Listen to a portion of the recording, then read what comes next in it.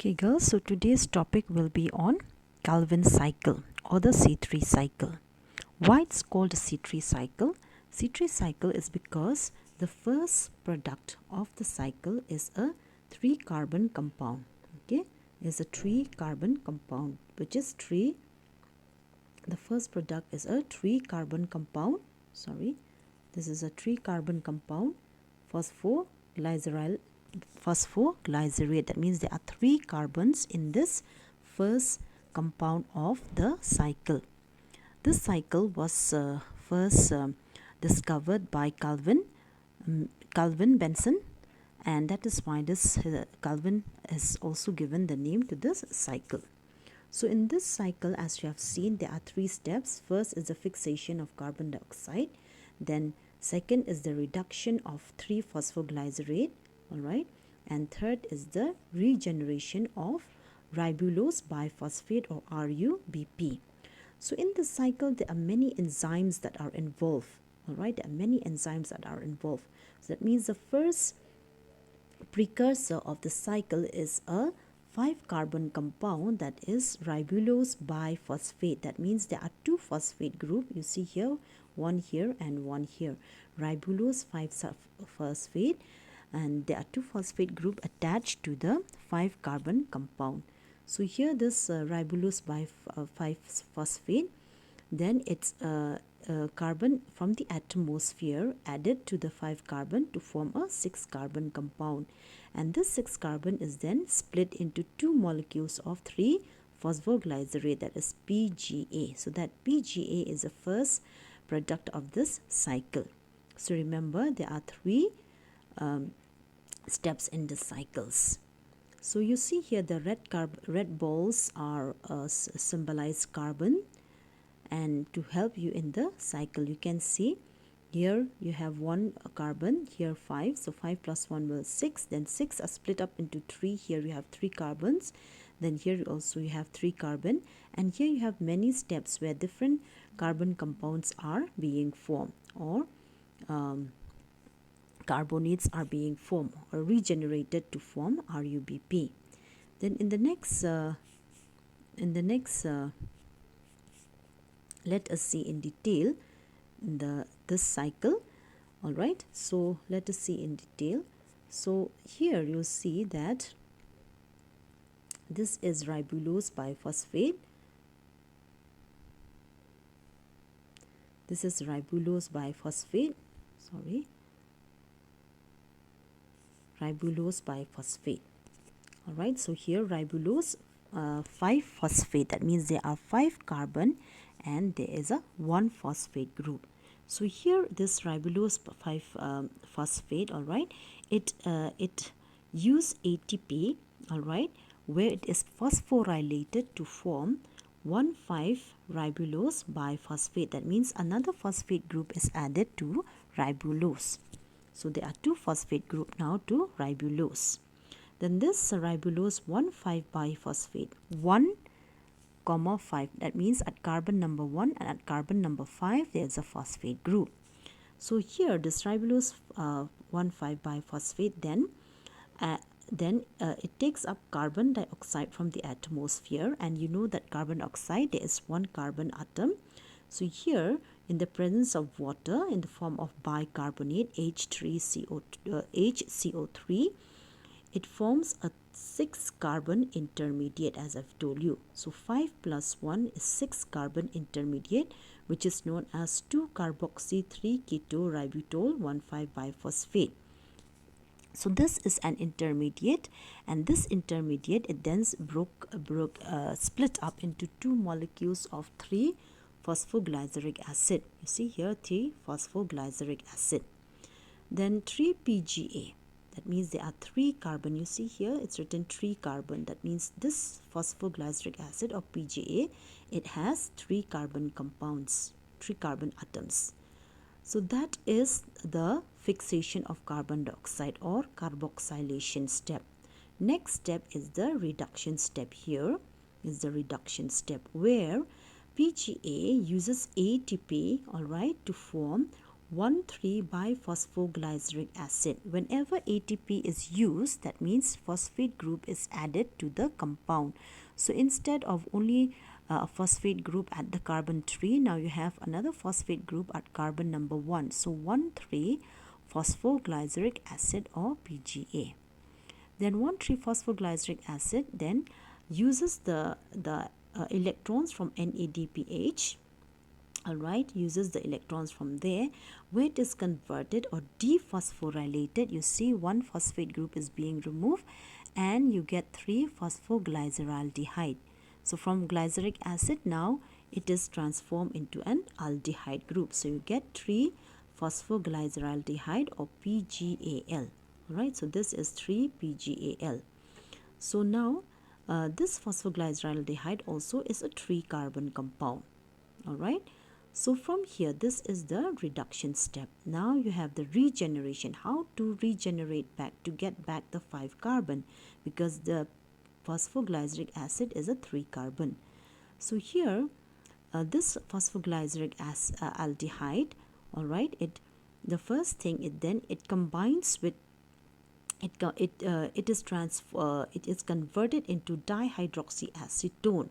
So from aldehyde, it is converted into acetone by the enzyme triose phosphate isomerase. Alright, isomers. So dihydroxyacetone is an isomers of phosphoglyceraldehyde. This is also a 3-carbon compound.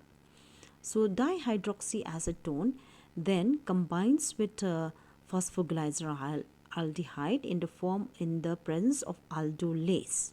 Alright, so you have a 3-carbon from here and 3-carbon from here. You get a 6-carbon, which is known as fructose 1,6-biphosphate. So 3-carbon from there and 3-carbon from dihydroxyacetone, you get fructose, which is a 6-carbon compound.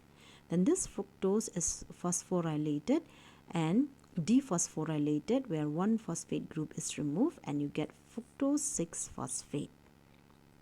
Then now this fructose 6-phosphate, it can be converted into other hexose sugar like sucrose and all, and it also can be transformed, or where it combines with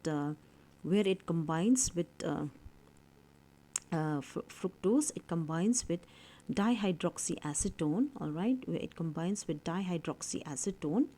So 6-carbon, you get here 6-carbon, it is converted into the 6 molecules of the 2 molecules of fructose 6-phosphate then reacts with 2 molecules of phosphoglyceraldehyde. Alright, so this fructose 6-phosphate reacts with phosphoglyceraldehyde, this one, phosphoglyceraldehyde, to produce xylulose 5-phosphate, and erythrose 4-phosphate. So you see here, when you add fructose 6 and phosphoglyceraldehyde 3-carbon, you see here it's 3-carbon and here it's 6. So 6 plus 3 is 9. You get 2 compounds or 2 products, that is erythrose, which is a 4-carbon, and xylulose, which is a 5-carbon. So 5 plus 4 is 9. So it's equal. Alright, so instead of getting fructose, now you're getting erythrose and xylulose by the addition of fructose and phosphoglyceraldehyde. This is done by the enzyme transketolase. Then the erythrose, 2 molecules of erythrose 4-phosphate combines with 2 molecules of dihydroxyacetone. Alright, so here this dihydroxy combines with erythrose. Alright, so dihydroxy, you see here, combines with erythrose in the form of the enzyme aldolase to produce how many? 7-carbon compound, which is pseudoheptulose. So erythrose is 4-carbon and dihydroxy is 3. So 3 plus 4 is this 3 from here and 4 from here will give you a 7-carbon compound, which is pseudoheptulose 1,7-biphosphate. That means there are 2 phosphate group in pseudoheptulose. Then after pseudoheptulose, this pseudoheptulose reacts with 2 molecules of phosphoglyceraldehyde to produce ribose 5-phosphate. So this pseudoheptulose, which is a 7 carbon compound, again react with phosphoglyceraldehyde. So this again reacts with phosphoglyceraldehyde. You see here phosphoglyceraldehyde. So 7 from here and 3 carbon from phosphoglyceraldehyde, it's 10. So 10, now you have 10 carbon. So this 10 carbon is split into this is split into ribose 5-phosphate and xylulose 5-phosphate. All right. So now you have here 5 and another here you have 5. So these two carbons compounds are formed by the addition of pseudoheptulose and phosphoglyceraldehyde to form ribose 5-phosphate and xylulose 5-phosphate. So now this is also done by the enzyme phospholipase transketolase. Then the two molecules of ribose 5-phosphate, all right, these ribose 5-phosphate is then converted into two molecules of ribulose 5-phosphate in the presence of the enzyme phospholipase isomerase. All right, so this is an isomerase. It from here it changes to it is an isomer. It changes to ribulose 5-phosphate, and here also xylulose 4 molecules. All right, so 4 molecules of xylulose, it changes to ribulose 5-phosphate in the presence of the enzyme ribulose phosphate isomerase. So all the 6 molecules of ribulose 5-phosphate is then converted into ribose 1,5-biphosphate. So this is how ribulose is again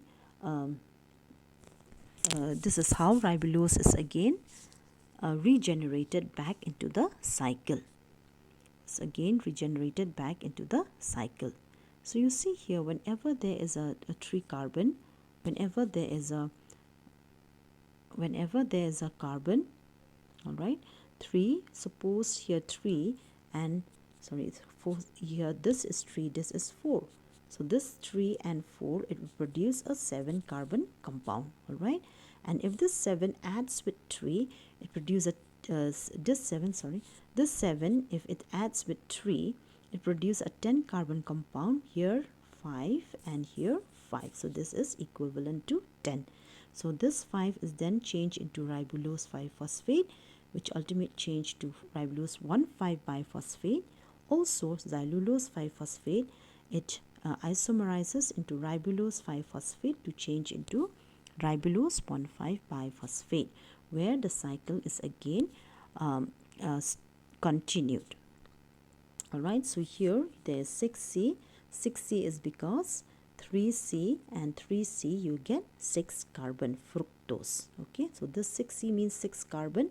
All the carbon atom is being written there, and the name of the enzyme also is given there. This is aldolase phosphatase, where phosphate group is being removed, and transketolase when there is change addition. All right, when there is addition, like when you combine like fructose, here fructose, this transketolase fructose, so fructose and 6 phosphate, so 6 carbon of fructose combined with 3. All right, so 6, 7, 8, 9, so you get 9, that is 4 and 5. Okay, so this is how you get the number of atoms, carbon atoms or carbon compounds. So this is how Calvin cycle is going on, or how it what are the different steps on the Calvin cycle.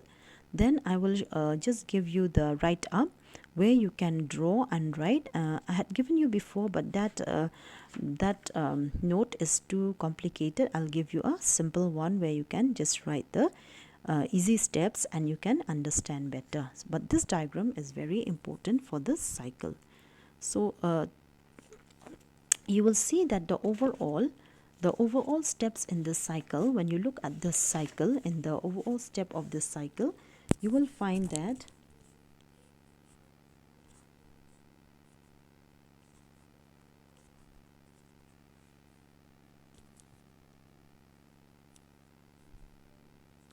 So this is the overall step of the cycle, where you will find that the 6 RUBP, all right. So 6 RUBP and 6 carbon dioxide and 12 NADP is used, 12 protons is being used, and 18 ATP is being used. And in the process, you're getting glucose from carbon dioxide and RUBP, 12 NADP, 18 ADP, and 6 molecules of carbon dioxide. So this is the net reaction of the Calvin cycle. So with this, I hope you can understand about the Calvin cycle, and remember that Calvin cycle or C3 cycle is present in all the plants, in all green plants. All right.